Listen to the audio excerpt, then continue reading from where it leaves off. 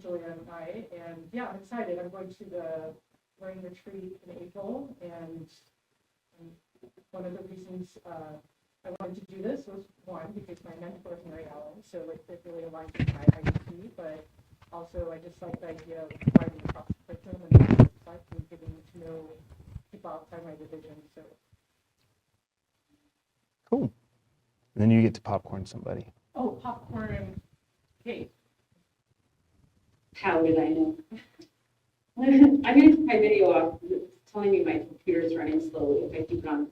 So I'm Kate Hope. I'm starting a learning community in the fall with Fernando Romero in psychology, and then I'm going to be doing one with Renee Rude in reading with first year comp for both classes.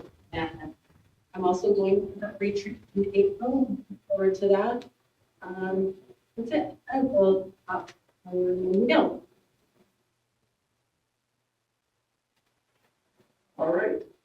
Let me turn down my speaker. So my name is Miguel Fernandez, and I run a LC with Beth, General Business 151 and English 101. And we've been that for a bunch of years. And I'll be presenting on how we use AI to create more interdisciplinary points of contact between the two at the AI Summit next week, the Dual Enrollment AI Summit, AACU in Puerto Rico, and at Helsinki, Finland. I will popcorn and. Hi everyone, Ann Lopez, business faculty. I have not been a learning committee, although Marie Hunsaker and I have discussed the possibility of joining IBS 101 with one of her sociology classes. So hopefully we'll get some time to talk through that a little more. I'm just here to kind of help you and support you guys through travel authorization for the learning community retreat in April in North Bend. And I'll pop forward to Michelle. Hi everyone. Apologies if it's a little loud in the background. I'm Michelle Blair, and I'm working with Fernando. We are going to do an English 101 and Geography 101 learning community. Maybe in the spring, hopefully in the spring of 26, maybe in the fall. But we are going to the Washington retreat to learn more and to figure it all out. We're excited.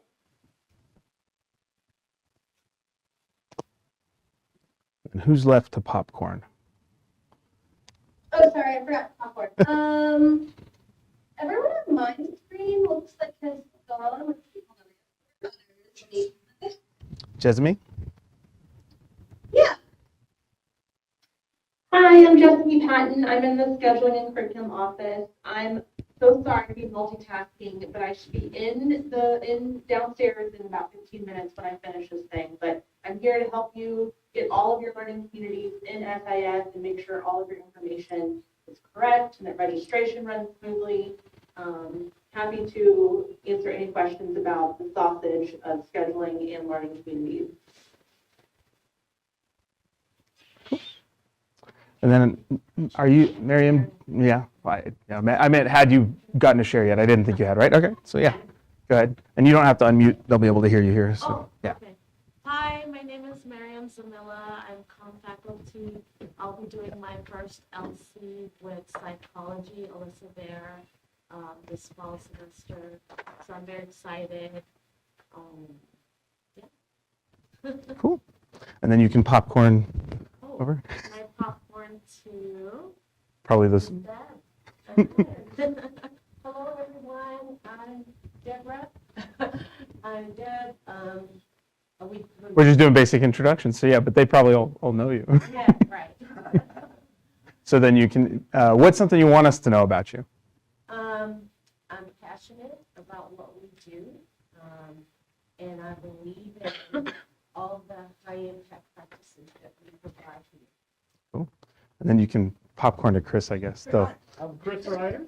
I am education faculty. I teach a learning community in the fall with John Dean, storytelling education course in English. And I'm the former co-coordinator for learning communities and regular at the National Learning Communities Conference. Yeah. Cool. I think that's everybody. Is there anyone who didn't get to say hi? I think it's all. Well, I'm Greg, but that's just me. I'm, you guys know, most of you know, should know, that I coordinate LCs with David now, and I started last year coordinating with Chris, so it's fun stuff here. I'm so thankful for everyone being here, and I know I want Anne to be able to, if she has to, pop out. So we do want to give her a chance, for those of us going to the integrative curriculum planning retreat, to be able to get through some of the things that she's put together materials wise for. So we're going to jump right into that, but you can scroll through the agenda if you'd like, for a few more details and resources. And then at the very bottom, if you haven't yet, go ahead and just put your name down here to indicate attendance. But yeah, and if you want to go ahead and jump straight in. Okay. Greg, are you going to share the doc or should I share my screen? It's probably easier if you share your screen as you talk, maybe. Does that make it easier for you, or is it easier for me for you? No, I just got to figure out what screen it's actually on. So Yes. Let me figure out which one it's on. Okay. And while Anne's pulling up materials, just so for most of the things that the big events that are beyond our college, Anne has done a great job over the last few years putting together the instructions for the travel auths, how to submit them, how to make sure you have the right information and all that fun stuff. So it's just one of the things that we're really thankful for, that she puts together for us, whether it's the National Learning Communities conference and working through the details of that, and sometimes helping us find the schedule when we can't, for the conference, and in this case for the retreat in April. But go ahead, Anne. Okay, so David shared the link. I created a shared folder that not only has these notes that I'll go through pretty quickly, but also a lot of the documentation for you guys. This conference is a little unique in both the lodging and the location. So I've actually already talked to Fiscal to make sure that we're on the same wavelength of what they would accept in terms of expenses for this. So I feel like I've done some pre-work for you guys to make that process a little bit smoother after it's approved by FPG. But after talking with David, I'm assuming everyone is going to be traveling on the Wednesday before the conference, just due to when it starts on Thursday morning. So when you go into FMS to create your travel, there'll be several different lines that you need to add, which is probably a little bit different than what you're used to, because usually we have a registration, then we have a lodging. But this conference is unique in that Thursday night, the lodging is included in your registration of the $400.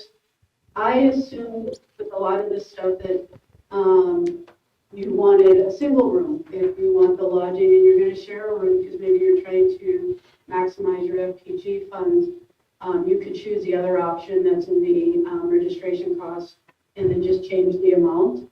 But you will then need to add another line for lodging for Wednesday night, because that is listed as a separate fee by the conference. And so what I've given you is a list of my recommended expenses for your travel. Feel free to adjust to what makes sense for your travel needs. Reminder, your budget is $3,750 for the year. If you're unsure of how much you have left, you can just shoot me a quick email and I can look it up real quickly and let you know. But you want to make sure you have your registration and your lodging. I put a sample airfare in the shared folder. I just chose American because then it allowed me to put the baggage line too for you. And when you want to make sure, the biggest thing that we check for when your TAs come through is your airfare quote, departure and return dates match your start and end date on your travel authorization. So those two dates need to be the same. The travel quote that I put out there, where I had a return date of Friday, but that FPG would support your decision to stay Friday night and come back Saturday morning if you would like to. Because the rule that we follow is if you cannot get back to Phoenix by 9 p.m., we will authorize another night of lodging. And I know it's cutting it really close with where that conference is located. So you want to then pick a different airfare quote and make sure you change your end date for your TA to be the return on Saturday. I recommend adding baggage in your TA, even if you get an airfare quote for Southwest, you're never tied to the quote that you put in your TA. So it gives you the option, maybe you found a cheaper fare on American and now you have to pay baggage. As long as it's in your TA, you can get reimbursed for it. If not in your TA, you can't get reimbursed for it on the back end. You want to make sure you add parking and that additional night of lodging. And then I'm going to go down to ground transportation because that's kind of the tricky one with this conference. And that's what I wanted to talk to Fiscal about. A lot of times FPG kind of frowns on rental cars, but the location of this conference, really the most economical way is to use a rental car. So that's what I put in, built into yours. And here's my recommendation. I know, David, you are getting a rental car for sure. And so maybe some of you will be like, well, I'm just going to hitch a ride with David because we're going to be traveling the same. It really is good practice for you to put the rental car expense into your TA.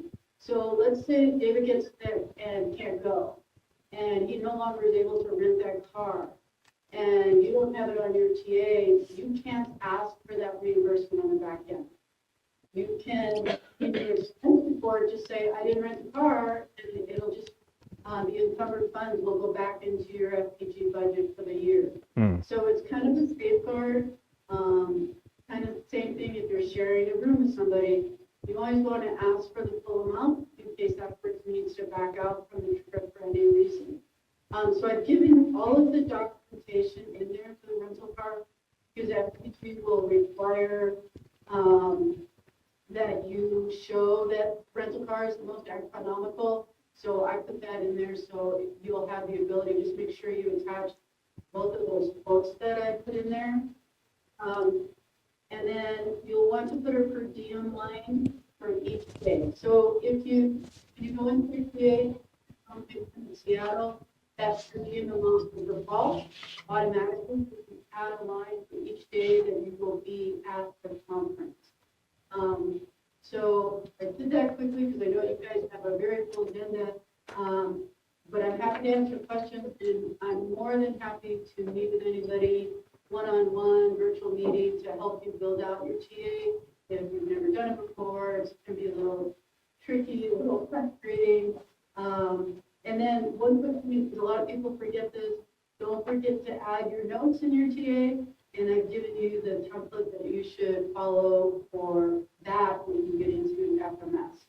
So I'm going to stop and ask if you have questions, if there's anything I can clarify. Thank you so much, Anne. What questions do people have? I have a question. Can we do per diem that Wednesday, or is it just the day of the conference? So your per diem should be for every travel day. Okay. And if you, so on your TA, I always recommend do the full per diem, don't adjust it. I know the conference states that there's included. When you do your expense report, that's where you break it out and you would say, well, I didn't need breakfast or lunch, I just needed dinner, and then it will reduce it by the amount. That's appropriate. And then one last thing I forgot to mention, if you are staying Friday night and you travel perhaps back more towards the Seattle area, your lodging that night will be limited to the state accounting manual for nightly lodging. And so I put that note in my travel notes for you guys because that will be the maximum amount that you can request for lodging for that Friday night because you're no longer at a conference hotel.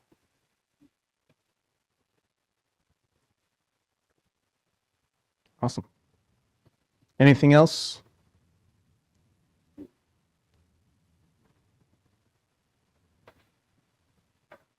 Cool. Thank you so much, Anne. It really is You're a constant support. We know if you have questions, good luck. Thank you. Yeah, so I think just generally being involved in learning communities has made me better at these. And sometimes paperwork is not the coolest thing in the world, but when it comes to getting things paid for, it's kind of nice, even if it seems like a headache at the time, right? For the same reason we tell students to spend 2 hours doing a scholarship, because that's $500 in 2 hours. It's nice to do, if it's any encouragement. But cool. Well, so just, I guess, real quick, since we have so many people, I'll give a reminder. Some of the great things about learning communities, the thing that we have the committee meetings for, the things that we plan for, kind of just to frame it, is learning communities have two major things that they do for students. When we get them in cohorts, let them take classes together, they're more likely to develop a sense of belonging, connectedness, and even in some of the interviews I've done with them, they develop this almost leadership quality of trying to connect with other students because they know what it feels like not to feel non-isolated, I guess. And so when they get back into a class where they feel all alone, they start reaching out to others. So that's one good thing when we're just to kind of frame why learning communities are so cool. The other part is when we're integrating the academic content, it helps them learn it better. And so those are two really great, really strong emphases or benefits that students get, and that's supported by the national research. It's why it's a high impact practice. And I just wanted to throw that out before we jump into some of these other things. So we do have in the agenda, and I'm not going to go through all the details, but we do have in the agenda some prepared, or a list of some of the professional development we're going to offer for people. So if you're new to learning communities, or if you're considering developing one in the future, we have just open brown bag discussions we're going to have, bless you, twice, at least, salut. At least twice this semester we'll have just open brown bag discussions. Those aren't funded, they're just kind of hang out, talk about LCs. I'll send out more details with specifics of the focus of the topic. I think I'm going to do one on just what it looks like to integrate assignments and that sort of thing. So for sure, and then I had a couple other ideas for another. Then we also, in the fall, we said we were going to try and get funding for a workshop for all the new LC partners that are coming up in the next year. So we were able to get funding from SLSC. Hooray, and thank you for those involved in both developing that proposal and approving it. So yay. So David, do you want to share any details on that? Aside, I've got the dates in here, but. I guess what I can say about it is, a certain amount of money's been set aside hour-wise for faculty that are involved. But I will say, and speaking out of turn, I don't run by Greg or Dean Schnick, but I would think if there were LC partners that wanted to participate, that we would allow them. We just might not be able to compensate them. Of course, no one's getting compensated. Well, the adjunct faculty will be compensated in March and April, but not residential. But in terms of those follow-up dates in May, we wouldn't be able to fund it. But I would hate to say no if people, especially with the teaching partner, wanted to participate.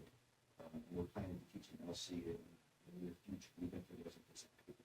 So, like I said, I may have already spoken out of turn, and probably going to give you the money. But it's hard to have training opportunities, and if people really have an interest looking forward and knowing how long it takes to plan, people like you and Mike in chemistry, I think people will be welcome, even if maybe the plan is. I'll extend that invitation.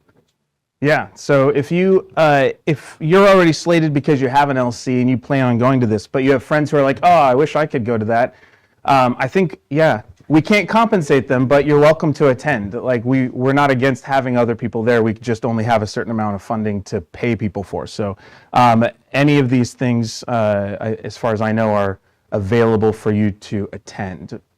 Some of you will just get paid for it. Yeah, Mariam. And we're required to, I guess required to attend all 4 of those training workshops? And 15? I think that some of you we know had some alternate things. There are plans for some of you who have talked to us already. But David, do you have more? I mean, what I'll say is an example of your particular instance is one, she's got a partner that's on sabbatical and is not allowed to come on campus for the March and April dates. So there's that hiccup there. And there's a couple of other instances, but let's say Fernando is going to be in Italy May 14th and 15th. And so, some people are getting their hours in terms of the mandatory training for brand new LC faculty, some combination of those hours and what will happen at the Integrated Learning Planning Institute. Tom, for instance, is going to miss these because he teaches geology in spring, and guess what? They do a lot of field trips, and so they've got some field trips planned. In your case, Miriam, I know both you and Alyssa, though maybe not as partners, but you've been through the training before. So in my mind, and that's not the only thing that matters, but in my mind, you've done the required training as a new LC faculty, right? As Miguel was coming here with a new partner. I'm like, hey, Miguel's done the training. I don't really want to make sure he gets into 16 hours. It's great if he gets to work with his new partner, that you get to work with your new partner, that you get to get compensated for working for your new partner. But I'm less concerned with, let's say, keeping track of your hours in terms of a requirement, as opposed to, pick on a Maria or Kate or Michelle, or who are brand new to LCs, and I want to make sure they got those hours that we thought in hours. And anything you can't attend, we do have those alternate brown bags that we could talk through. And also, I think me and you have met, and Alyssa have met separately already, right? And so whether it's before or after, if the two slots don't work because they're during the semester, like connecting over the summer as you guys are planning with me or David, totally an alternate option is to make sure we're accountable to that time and that effort. Yeah. Sorry for just trying to understand.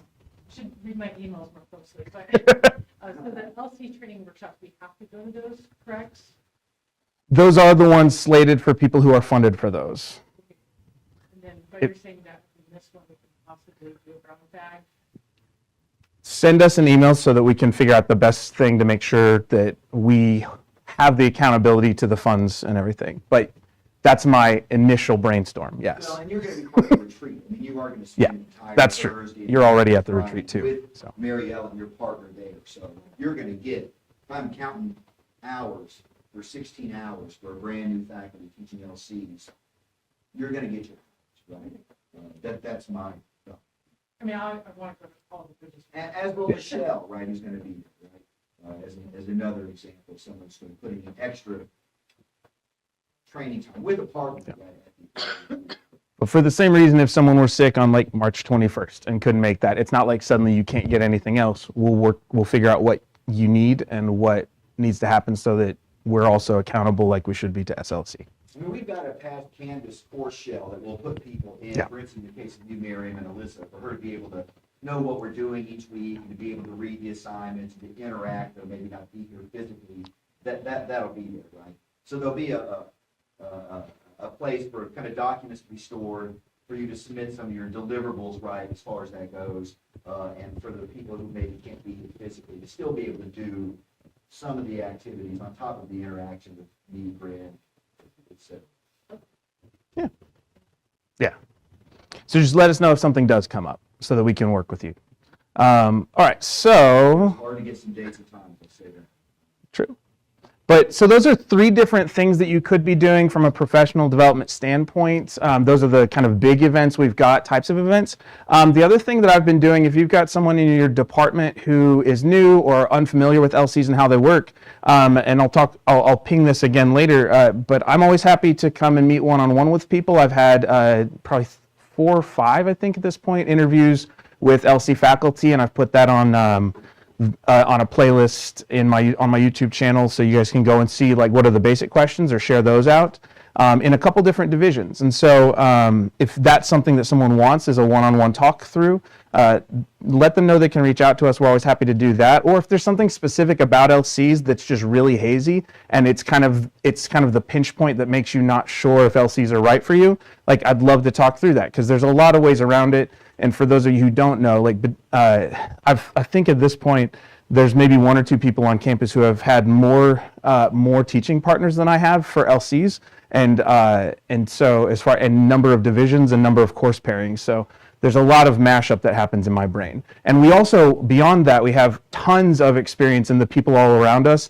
Heather agreed to do a couple interviews with me by the summer before she officially retires, and so I'm hoping to download from her brain some institutional memory and things like that. And strategies that she used when teaching. All that to say, we're trying to make sure we support you with professional development options, but know that you can always ask for more than what we have officially slated. So scrolling further, just as a note, proposal deadlines for spring 25 semester LCs, new ones that we, for sure, like if you've never taught before in the spring, is Wednesday, March 5th. So that's an important calendar date. And that date is important when it comes to the rest of the college, so that JESME has enough time to build the scheduling, so that chairs have enough time to get approval, so that your admins don't get grumpy at the end of the semester trying to make sure all their reports are filed, things that we don't necessarily as faculty have an eye on. David? One, I'll say is before the end of the semester, which is maybe part of the issue, Yeah. the faculty's minds versus administrative assistants and scheduling office minds.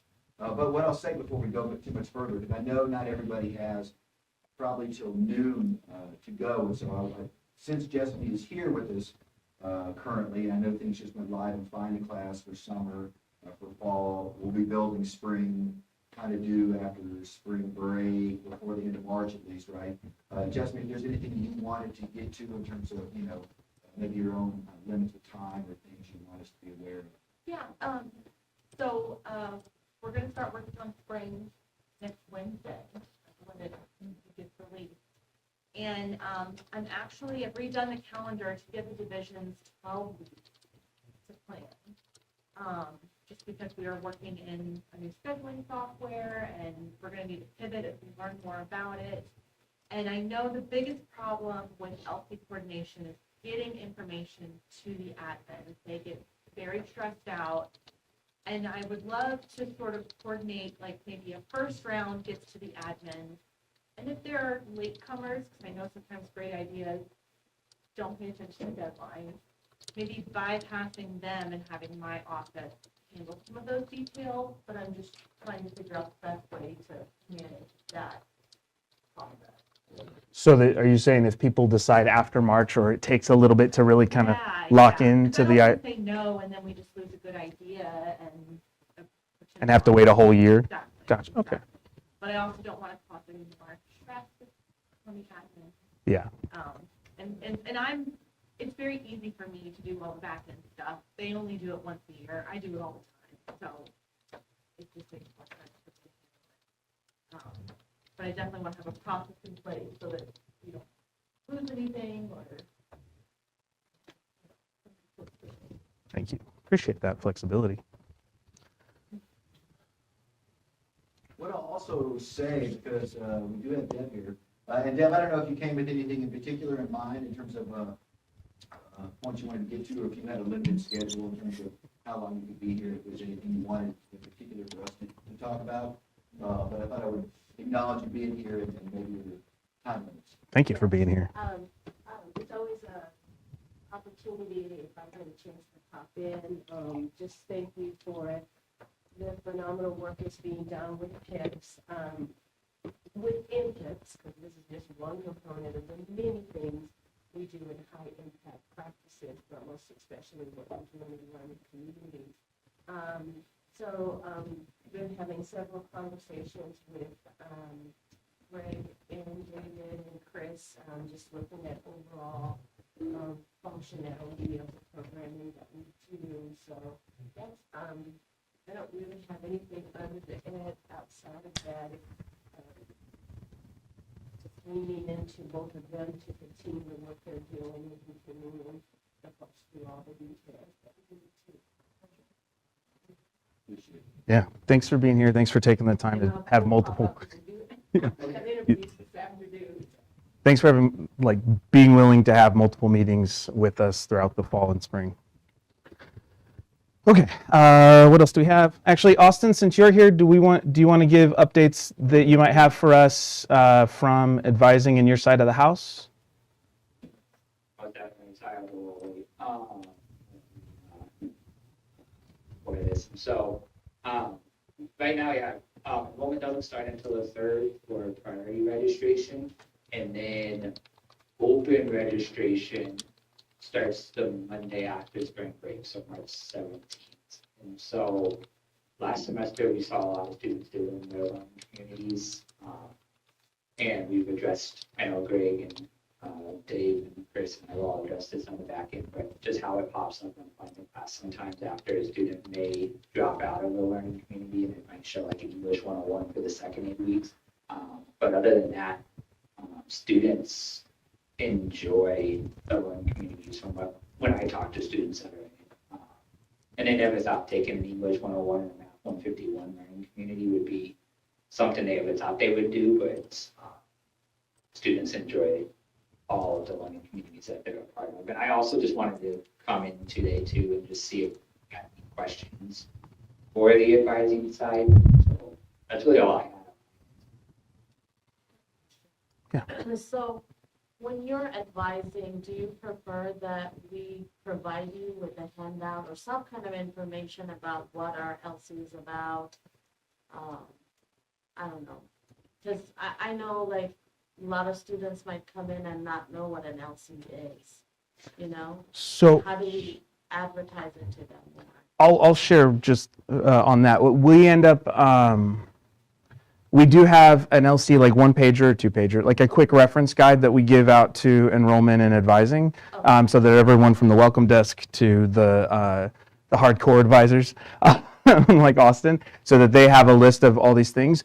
But if you have a more extensive blurb or a more descriptive thing, we'll talk more a little bit about marketing. But as far as that goes, they do get kind of the basic information, like here's the title, here are the things, the courses, those sorts of things. We do send them that. Yes. Sorry, I just figured I'd make it easier that way. Other questions for Austin about advising or things you want to make sure advising knows about your LC? Dave? I had a question for Austin in the sense of trying to maybe do some planning, or training even, I don't know if that's the right word, but some work between current LC faculty, especially ones teaching this fall, and advising. And to think about it, there's a way, we've talked about this in the past, so this is not familiar, but for faculty that are interested and that are around in the summer, when you guys get to that most busy kind of crucial point in July, kind of having some type of whatever, us being able to be on hand and be helpful and productive in a way, but also help gear students towards those LCs. And so, anyhow, I know that faculty in the past have had an interest in doing that, and I know there's been some talk, but it's not, things have changed over there. It's had some different, iterations in terms of how you guys meet new students and process, but I think people would still be interested in that if there was a place for it. Yeah, most definitely. I'll bring that to Allison again. I know that you've all had talks with her in the past about that. So in our next one-on-one, I'll bring that up to her and see if we can make that crossover between faculty and staff and how you all can potentially assist us, especially, like you said, in July and even into August, for those students that wait till last minute to come in. We'll definitely, I'll keep you all updated, but I'll bring that to Allison and see where we can possibly get started. Awesome. The other thing with that in mind is maybe a check-in with the training you guys do, the getting together you guys do typically on a Friday, but something maybe before the semester ends with enrollment services on a bigger level, just to kind of share with you the plans for the fall. So we do have some new learning communities added to the schedule so that people are kind of aware of that, and if you have new people that have questions that we can address those. So maybe something unrelated to the first ask, but maybe related in terms of the continued collaboration between the areas. So there's two things.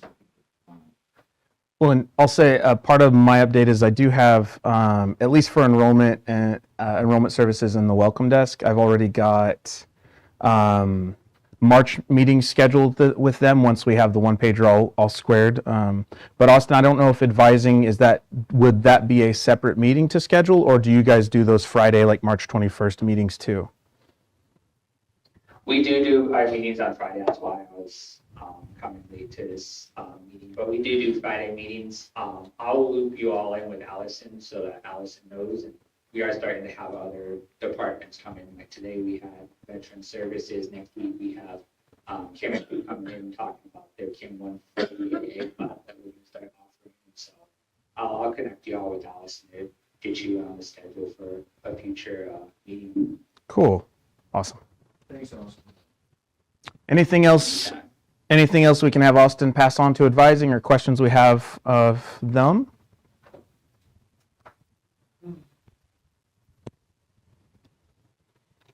Going once, going twice. Cool. And I'll stick around till the end of the meeting just in case anything comes up. Awesome. Yeah, maybe you can steer us from the back seat. All right. So I did, as I said, I've got, so we've got advising and, enrollment services and the welcome desk. And so I do have, I did schedule meetings with Suzanne Chesney's team in enrollment services. So I'll be going in and just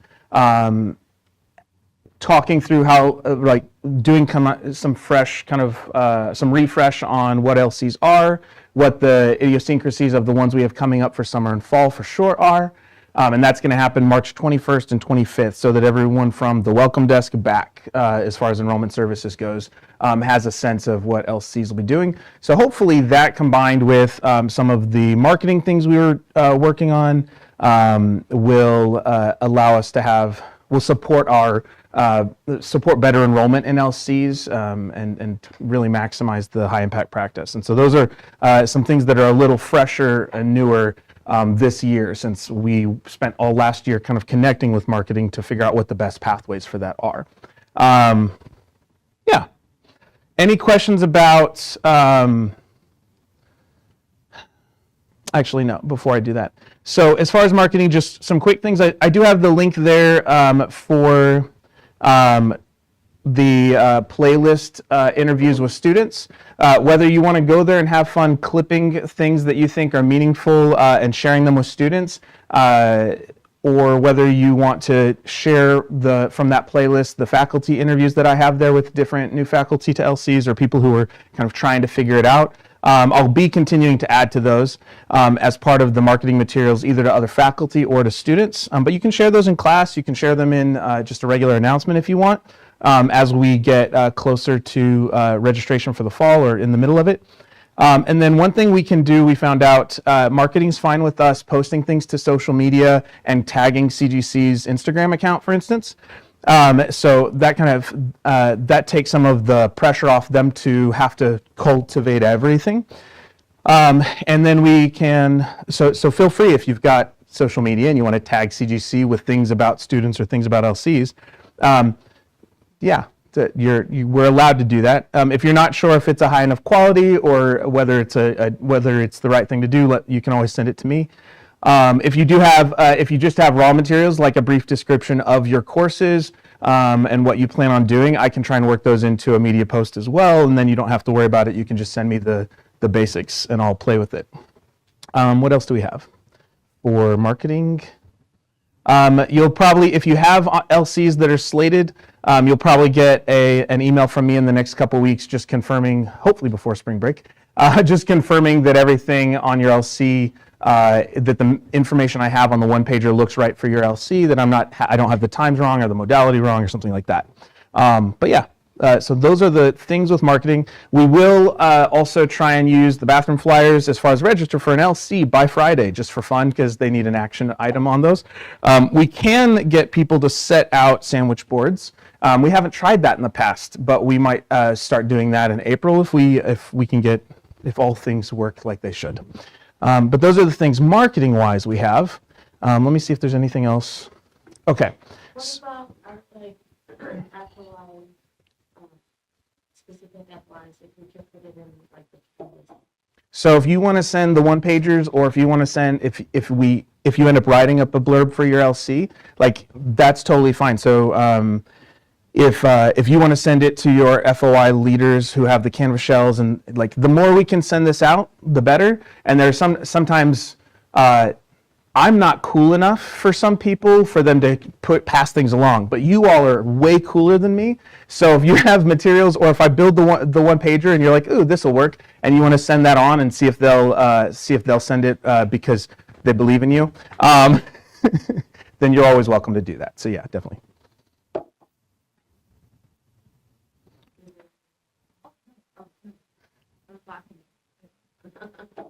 my self-deprecation. David. Just a maybe reminder, and I put it in the chat, but for anybody teaching a new LC this fall, since Find a Class went live this week, I would go in and maybe double check your notes. Mm. Those should be the same as they are in SIS, but maybe check them both in SIS and Find a Class and make sure that the notes, days, times, campus stuff squared away. Now, before we have any students enrolled, I might ask Jessica's here, and I know it's shouldn't probably etched in your mind. Jessica, I know it went live or visible this week. When can students start actually registering? Is that next week? What's the window? third. The third? That's Yeah, the priority, and then the Monday after spring break. is So the open. third and then the Monday. Oh, wait. And I checked and double checked, but there are SIS deadlines, so if there's any discrepancies, please let me know. Yeah, please do. The earlier the better.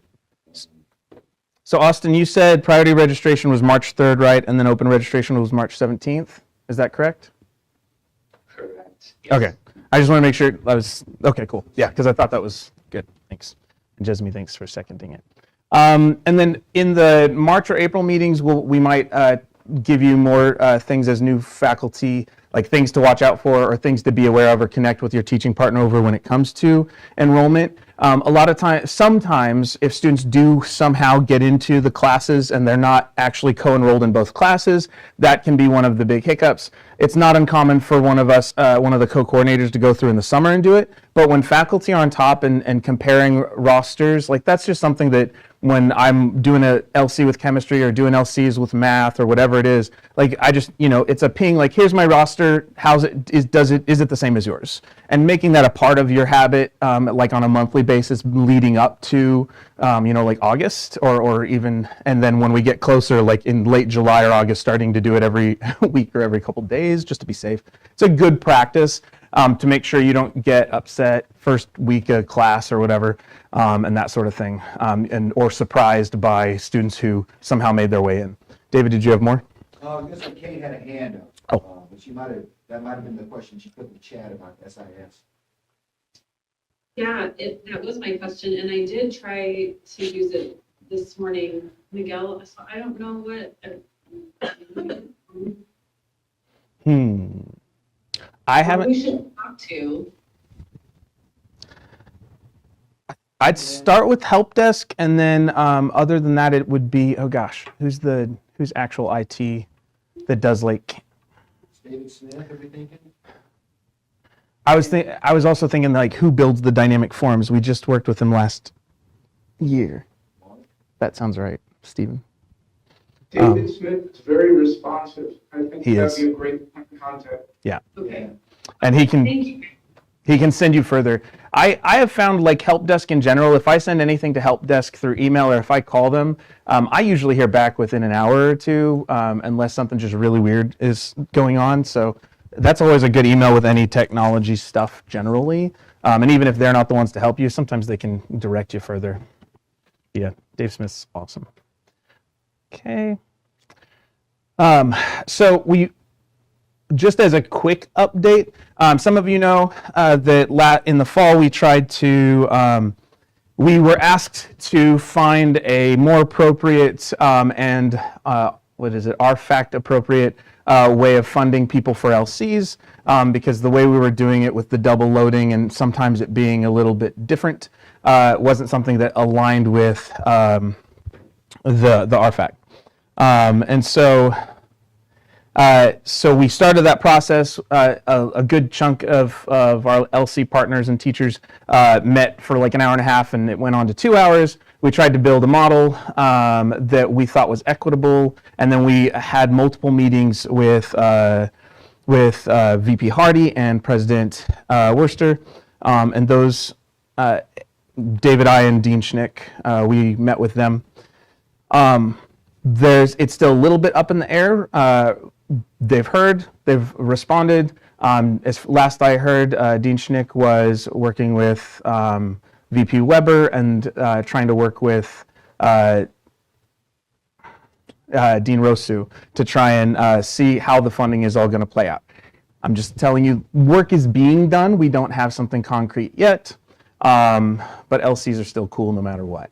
But we're actively doing our best to advocate in that area for the best funding model we can. Even though having been in the budget advisory meeting this morning, we're currently definitely fighting deficit mode, right? So just as a college. But they're working with us, talking with us, having conversations to try and figure out what's the best way moving forward. So just as a quick update, that's not really an update except to say work's being done and we think we're making progress. So, yeah. So what do we know? We know that we have multiple conversations and presented a model, discussed the implications that has for the institution and for individual LC partners. We've tried to look at places where money can be shuffled across academic affairs and that sort of thing. And so that's kind of where we're at. They're in the process of trying to figure out where they can move funds to and from. And so that's Dean Schnick and Dean Rosu, Deb Hardy, and Heather Weber are working to find the best alignments that they can. So yeah, that's what we know. Like I said, an update that's not quite an update, except that work's being done and people are having good conversations about it. And that we did get PD covered for a summer workshop. So that's always nice. What else do we have here? So funding model, enrollments and advising, encouraging more interviews. David, do you want to talk about the consortium is that the? I just put that in there as one other thing that's happening. If people are interested, granted you'd have to travel to Chicagoland. I'm not exactly sure how far outside Sugar Grove it is, but I know that the consortium for the Illinois learning communities has always done an annual event in April of best practices that it's happening. So if people are looking for travel, we've got some FPG left. Not looking for travel, looking for faculty development and have some left, which is, slim pickings in April for people that have been doing things all year. But there is another opportunity. There's some colleges that do a lot of similar work to us in terms of Harper College or the College of DuPage. So in terms of finding some other community colleges that do similar work, we can kind of try to find models. They're sometimes a little more appropriate or user-friendly for us than some of the universities.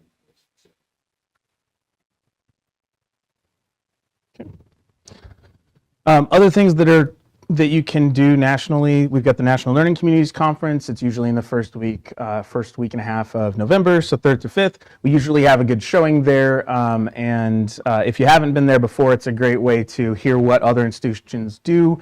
Sometimes they have student interviews, like we shared in, I think, December at the December meeting. But they also have, there's just a ton of people who have been doing learning communities for a long time from every branch of college life. So we've had people who are resident hall, like RAs, or who run learning communities in living learning communities. We have people who show up who do all the scheduling for their college. We have people show up who are advisors, people show up who are program administrators, VPs and deans, and tons of faculty too.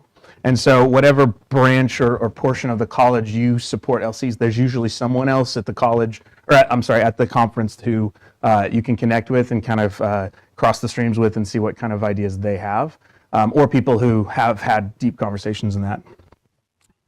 Does anyone, I know we shared a little bit in December, anything about just participating or trying to think forward to National Learning Communities Conference for those who have attended or sponsored it in the past?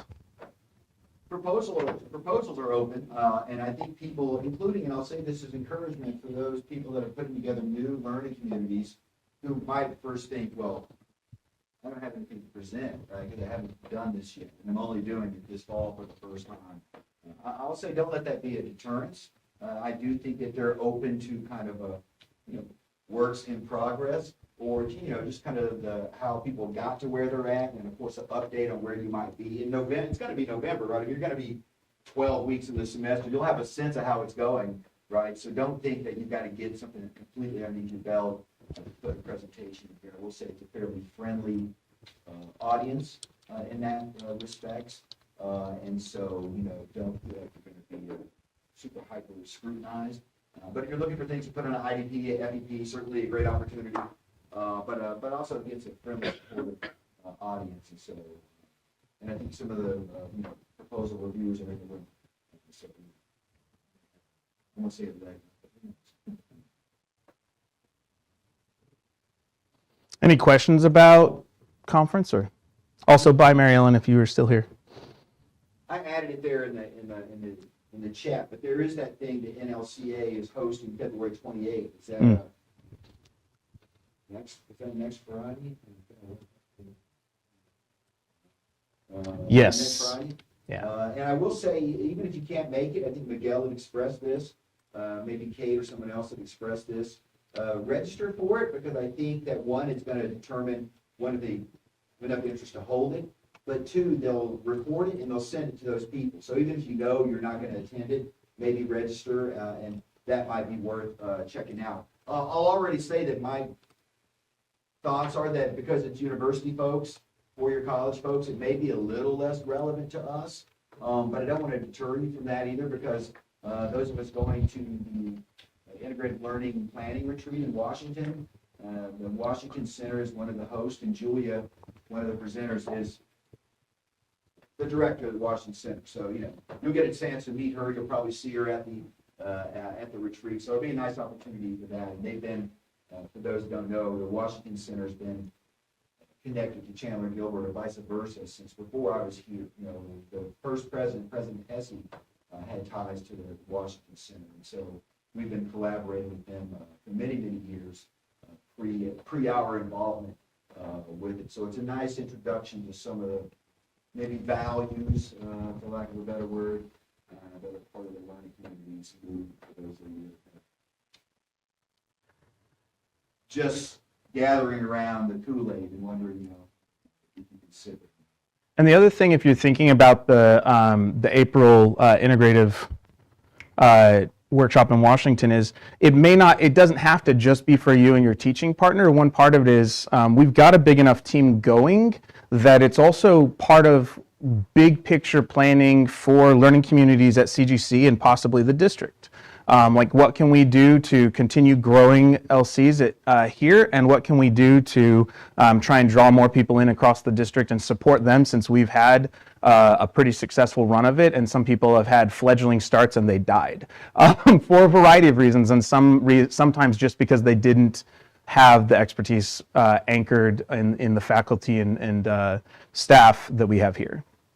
I mean, I'll add to that in the sense of it was the first thing that I was, in terms of my own training for learning community, was integrated learning. And that was it's learning and community. And the learning part of learning community is integrated learning. And then the community part is usually for us much more familiar in terms of the community building that we do in our classes already. But I do think that it has been core to our kind of approach to learning communities here. And it's been so kind of instrumental in a way that we were thinking back when Dr. Peterson was still here, thinking about the default experience that's part of the conversation with Student Learning Success Council. We kind of knew that a learning community, as much as we all love them, it's not going to probably be the default experience for our students. One, because of cost right now, but two, there's a lot of fields of interest where maybe just the scope of courses is a little too narrow to be able to get the enrollment for it. So we were thinking that integrative learning, we found a way to kind of, what is that, right? It could be one of those default experiences. And it's kind of what led the college to being a little more focused on high impact practices in general. And it's the reason there's the Student Learning Success Council. I mean, that was going to be the Integrative Learning Council before it got that name. It's why Anna Lesky, if I said her last name right, has her position, is because we saw a need for integrative learning. Maybe that was the thing that was the link between all those high impact practices. I'm not sure everybody agrees with that, but that was part of the idea, and even behind that council. So it's certainly been kind of at the core of what the college has done with learning communities for 20 plus years, and so it's a good place to be involved. And the Washington Center has been a part of that whole time too. One of the reasons I thought, maybe this would be worth an exploration. Yeah, and as far as I I think when you said like part of that conversation was the last time you went to Evergreen, right, David? So I think now we're at a place that as we're thinking about RLC is going to be the default experience at this point, and I'd say they aren't yet, but that was also part of the reason for developing kind of the LC on ramp, so that it's not just the one type of LC we aim at. Because some faculty, like David said, won't be able to do the most intense and kind of best fully content integrated co-taught cohort usually and that sort of thing. But that we have all those steps along the way. So if you aren't familiar with the on-ramp, I did include it if you're a potential partnership or if you're trying to figure out, but that's down there as a reference, just to jump ahead of myself. While I'm talking about tools, and then I won't come back to it. We do have reference items and data tools, so there are some national research if you want to look at them. There's also the potential partnerships the LC on-ramp can use that tool to aim at and see what's the best fit for their class, for their if you've got a friend who's like, ooh, we should do an LC, you can go, okay, what's most feasible as a starting point? And then, and aim it like thinking three years out and say, what's the first semester look like? We can throw something like that, a common intellectual experience, together in a week, as long as our classes are at all related scheduling wise or content wise, and so on and so forth. We also have data tools we've worked with IR over the years to get, and that's everything from like a heat map dashboard to see who else has or what the best times are for courses or fields of interest, and most importantly, the updated top paired courses tableau, which, like I said, I've done interviews with faculty and talked through like what the features are on that. If you want to go see more, you can go look at the playlist of interviews. I think the one with Arlene is the most recent one, Arlene Evangelista in math, not econ. No, that's not. And then okay, so those are some of the tools we have. The other thing we did want to remind you of are kind of our vision for practices of consistency. And these, Chris, do you want to give us a rundown on this? Because you were more part of this origination in the first place. So a few years back, we collectively decided that we thought it was a good idea if we were able to identify what our identity is at Chandler Gilbert with learning communities. So we looked into the research and we brainstormed collaboratively to find out, to strip it down to just a few things that we said we wanted all LCs to do and be. And what we landed on after a few meetings and some collaboration was the idea that we would reach out before the semester starts, all LCs, regardless of the type of LC or the modality, that we would reach out with some sort of a letter, not like get started doing this kind of a letter, but I'm somebody who cares about you, and I'm your instructor, or we are your instructors, that may be. Another one is that we did assessment, whether or not that was specific to the two courses combined or just the two classes doing the gen ed assessment that they were required and in their specific programs. There was also the iterative feedback and journaling, and then the last one was scroll down a little bit. Nope. The last one. Iterative self-reflection. Oh, and stackable Integration, stackable hips, yeah. Integration, stackable hips. So like being that learning community itself is a high impact practice. What else are we bringing into that learning community that we identify as a high impact practice so that we're effectively stacking hips? We've made an effort over the years since we developed this to collect basically just from every learning community partnership or every learning community offer, just a simple, what do you do for these 4 things? And if you want to, you can also include archived examples. So, which we have collected in the mass of it, and yeah. Yeah, thanks. Yeah, and that's one of those like the practices of consistency documents. We've helped us on a number of levels in the past. One, it helps us see kind of what our teachers are actually doing in the classroom, and so we can give those as specific kind of artifacts of LCs here on campus. They help us when we're thinking about marketing materials and trying to say what are the, again, now that we know what it looks like tangibly, can we share that with students even if it's in a more unofficial capacity or something? And there's it also helps us be reflective, which is always good. It helps us when we go to build assessments. It helps us when we go to advocate for LCs to show the unique and innovative ways that our teachers are that you all and are trying to work the content together for the benefit of the student. One of the other parts of that, just as far as when we're integrating stackable HIPs and things like that, LCs are already an opportunity to make things a little weird, and sometimes if you find yourself feeling like you're in a more rigid discipline because of the outcomes and that sort of thing for courses, being in an LC sometimes helps us as teachers relax a little bit and find new ways outside the discipline of teaching something that actually makes it a better lesson. One of the things I really liked in teaching chemistry, and forgive me if you've heard the story, but it was Mike and I's like second or third year doing the chemistry and writing LC, and we had done some of the basic kind of speed dating comparisons of our outcomes, and so I just told him, we kind of switched it up. I said, what do you really not like about teaching in your class? And he said chemistry nomenclature, which is literally the language of chemistry, which I'm there teaching writing, and I'm like, how have I been hanging out with you for 2 years and this has been the thing?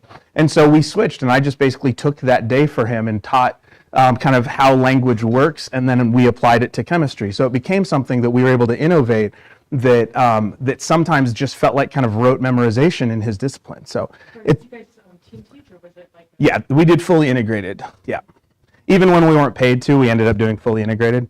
Like there was 1 year where our enrollment was low, but we just both stayed there anyways. So yeah. And I'll add too about the practices of consistency. I believe it was me that was sending out emails asking for everybody to fill out a survey so that we could just quickly click and say, yes, I do this, yes, I do this, yes, I do this, yes, I do this. And that went into a spreadsheet that we kept, so we had that data. Part of that was so that it's for the data, right? So that we could give sort of a narrative or almost like an explanation for what this data shows. And when we say, oh, look at our students experiencing this growth, this perhaps could be part of the reason why. These things that we do consistently. The other thing that I'll add that's maybe more subjective is that while these things are asks on behalf of our committee and agreements that we all want to do these things, whether we want to continue doing it or not, while it might be on top of what a regular class does, that's what learning communities are. They're more than what a regular standalone class does. So to me personally, I like it, but not being at the helm of the committee's position anymore, I understand that that's always something that we can continue to have a conversation about whether or not we want to continue, or do we want to expand, or reduce, or change, or whatever. I'm, just a guy. So. I think these things, I mean, I already do the first 2 things I listed, but the thing, I had a question that was kind of running on. No, you're good. I just changed. Maybe I misheard you guys, but do you have to do a shared assessment, or just you're doing assessment in general in the class? No, what we did when we looked into the research about best practices as it was connected to the learning communities was that some form of assessment was happening. So who doesn't do some form of Yeah, assessment? so it's not necessarily just a shared assessment, okay. No, but that certainly could be folded into. Yeah. But at the base level, all of our courses have Chairman Gilbert. Of course, like I already. Yeah. So Yeah. I just wanted to clarify that, that's all. And there have been some seasons where we've designed specialized assessments specific to the gen ed, like personal development outcomes or the communication outcomes. Yeah, and I can see that, Yeah, like yeah. psychology, I'm doing bias right now. Yeah. I'm looking at where we are, and so I'm like digging deep into bias, and with the class, I could see that happening, but we assess on some level of that. And I think that when we first developed these 4 pieces of ideas or 4 ideas, I think there was some people that felt the desire to maybe evolve that to that point where we come up with a general, assessment of some kind, which I think is cool. But at the base level, we were saying at least all those 2 courses should be practicing. Yeah, just to build on kind of what Greg made a reference to, and that what we do see, which I think is a place for the common assessment, even is the gen ed outcomes of the personal development, the critical thinking, information literacy, or communication, which many of us in writing are doing, but there's also oral communication as the other side of it. So I think that becomes even in the way that a lot of it, the way that I've designed some of the professional development in the past is then when you do an integrative assignment is that you're not just thinking about the places where the course competencies overlap, but when you're designing that assignment, thinking about what that gen ed outcome is that you kind of want to extract out, which is maybe an easier place to meet with that other discipline, especially if it's really out there in a way. Yeah. Is it just critical thinking that you're really trying to get at, or is it, the information literacy with math and the writing as a combination that's really more important, or whatever. And certainly there's, all three, all four of those maybe going on at the same time, but kind of what your guys' agreed focus is, I think that becomes a place where you can do that shared assessment in a way. That's what is a bottom line, Or you want to, yeah. Yeah, we're doing a thing pretty much. Cool. Any other questions for anyone new about practices of consistency or even the kind of the data tools and those sort of resources we've provided there before we shift to more open discussion? And I'm sorry that if it feels like a lot of delivery I've of got one information. thing, Greg, that I was thinking about before I got off on the shared assessment part. But I know this came up when we were in Chicago. I think when you and I and Dean Schnick were sitting down and doing a little planning. And I think one thing that maybe he mentioned related to practices of consistency that I think he'd like to see us in terms of the addition or the development of, not more necessarily, but something more specific, is kind of with the development of purely online LCs, which are kind of now a thing in a way that they used to not ever be a thing, and thinking about, is there something that needs to be added to practices of consistency that somehow helps with, what that looks like? Because we never really had purely online LCs, Yeah. And is, and maybe there's not, but is there something that needs to be added in there to make sure that those are meeting some kind of expectation for us as a learning committee? So maybe that's a place where a little of that could be evolved. Yeah. Or again. Other questions or comments about practices of consistency or the data tools we have? Let's see. Okay. Well, we have two open discussion questions that we thought would be useful to discuss. And if you're in different parts of some of these are more relevant depending on who you are. But so you guys can decide which one resonates with you, and it's kind of an open discussion for the rest of the meeting unless anything comes up. So it's either what can we offer as professional development, like maybe topically for more experienced members, for those of you who get, we're co-teaching, or we're aligning a grade book, or we're creating a common intellectual experience, but maybe there's more or something specific that's come up as a challenge that you struggled to engage with, or that second one, how can we continue to expand learning communities at the college or support sister colleges in the district if they're interested? Because I've had a few people reach out.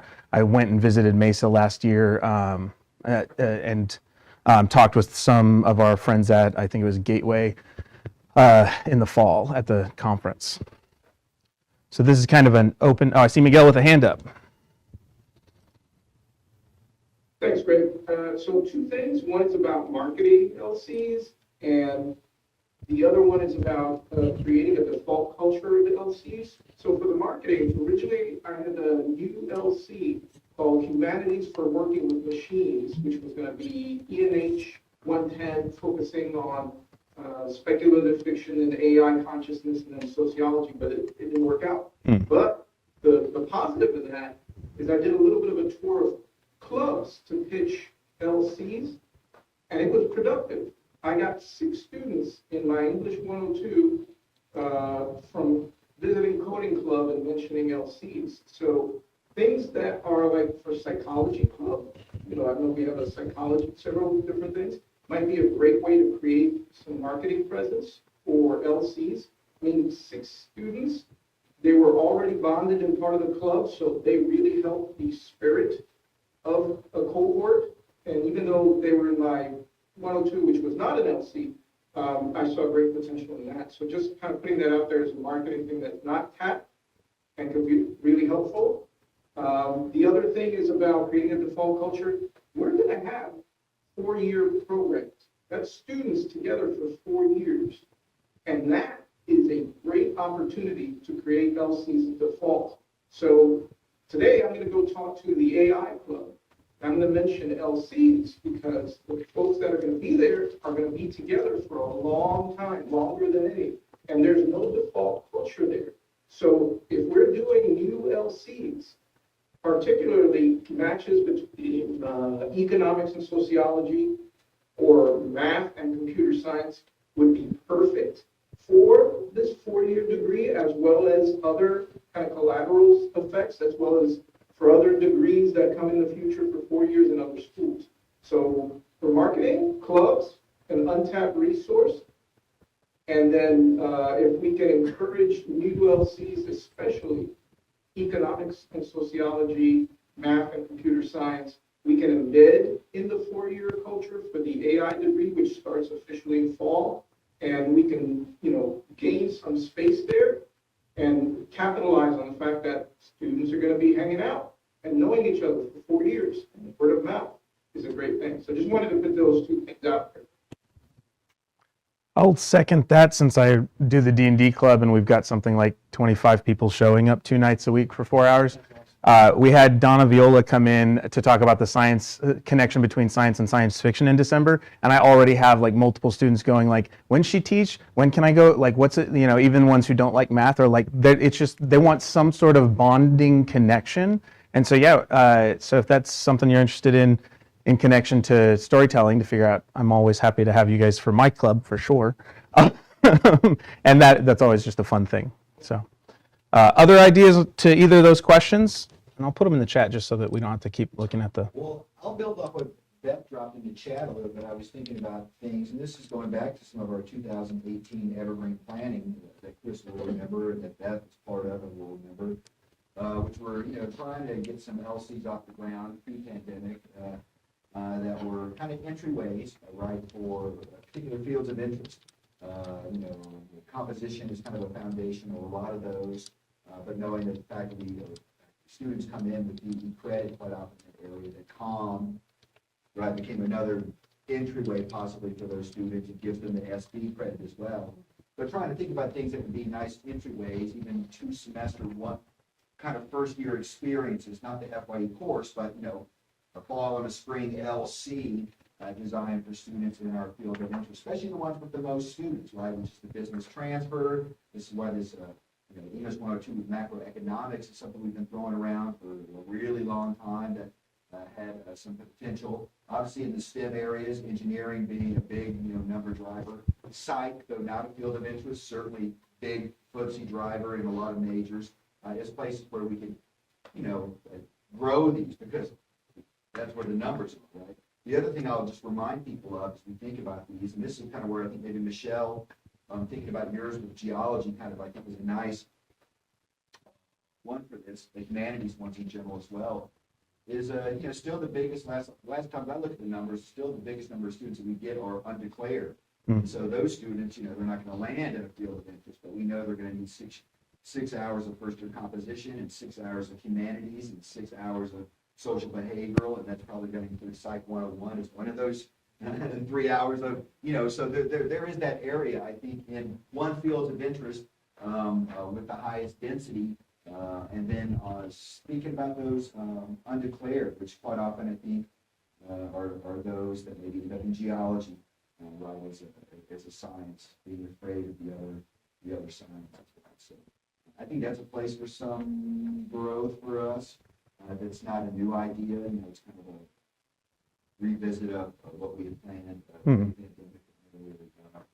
Tons of new faculty, tons of new interest, and modalities, etc. Yep.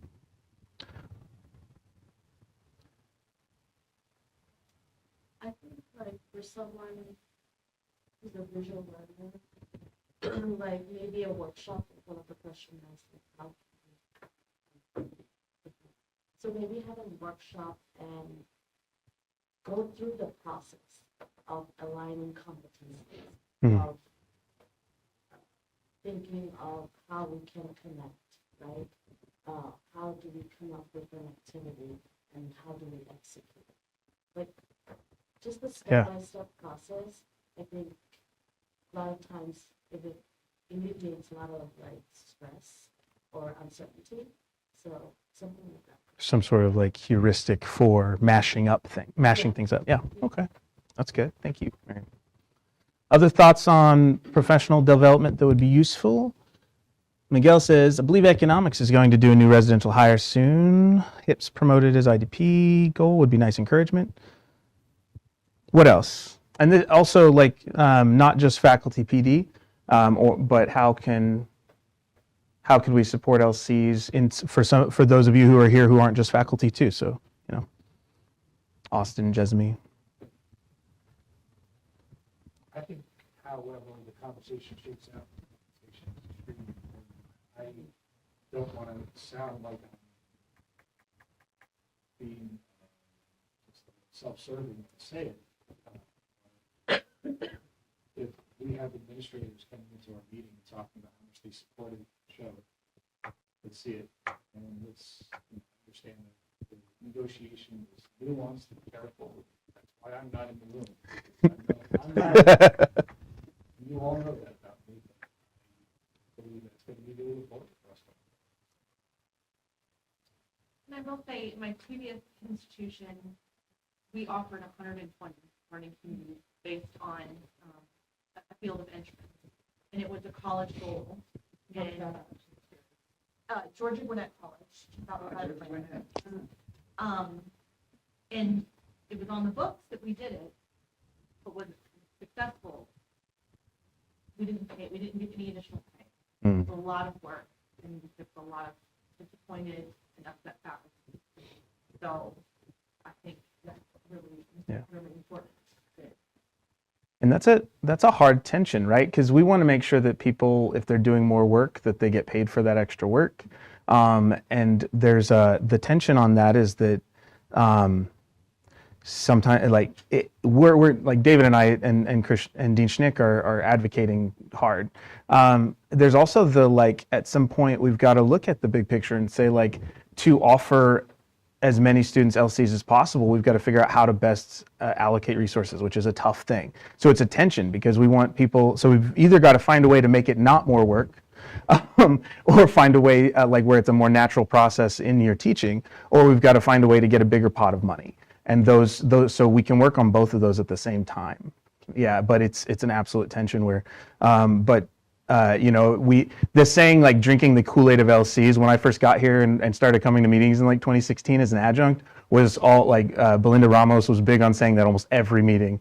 And so there really is, so some part of that is really believing in the value of what we do and really recognizing that it's good work that we do.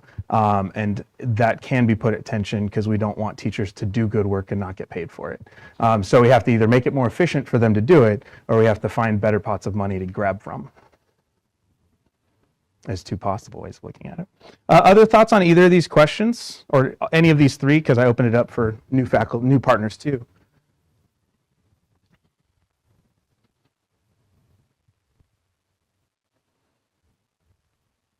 Real quick on the advising side, I agree with the combining LCs that are going to hit on multiple areas within degrees. So like economics and English 102, not just business, would go towards even the new bachelor's degree or a lot of the other degrees that have a social behavior requirement that's not specified within that like AJEC component. So having those is going to be super beneficial for us. I think to promote and advocate for those that, hey, you can do this learning community, it's going to fulfill X, Y, and Z. So thinking about it in that aspect is fantastic.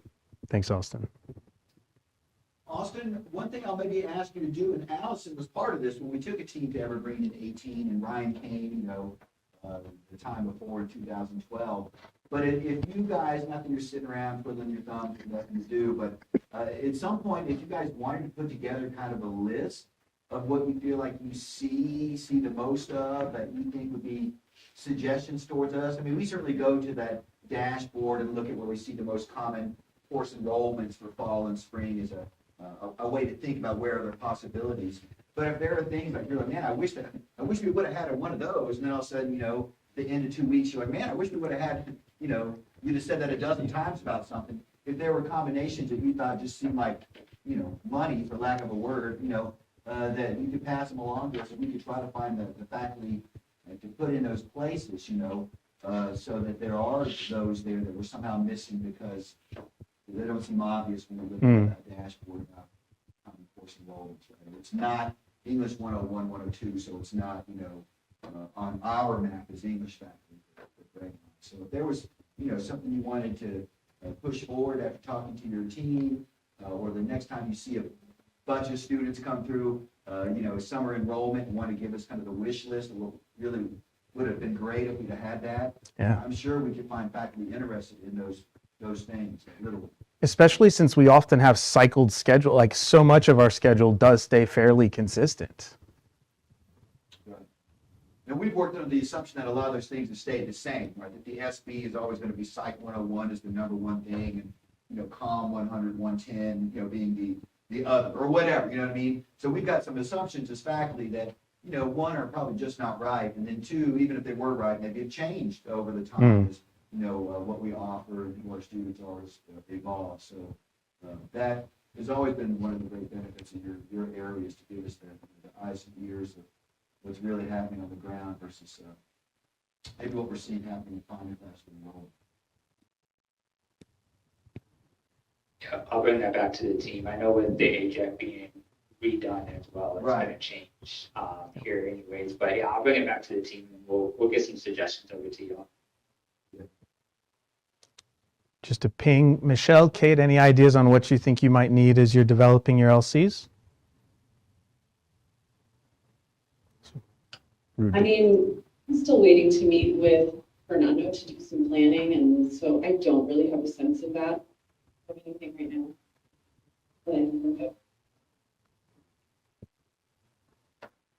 I agree. I'm also good. I think Tom and I are going to do a lot of planning in Washington, so we'll know more then. Cool. So just for everyone, if as you dig into these questions, if you think about them and chew on them, if any ideas come to mind, you're welcome to send us emails and just let us know what the tension points are. Even if you don't know how to put it through in a question, you can that might give us a starting place to try and solve a problem for you. So just if there's or send a tool that we didn't think to send, because some of us are space monkeys. As far as it goes. With that, any final words, thoughts as we're getting past time here? I'll say for anybody that's interested in that integrated learning curriculum planning retreat, that I've been in communication with them a lot this week. At the deadline for early bird, I think it was Tuesday the 18th. And at that point, they had, I want to say, 2 seats left.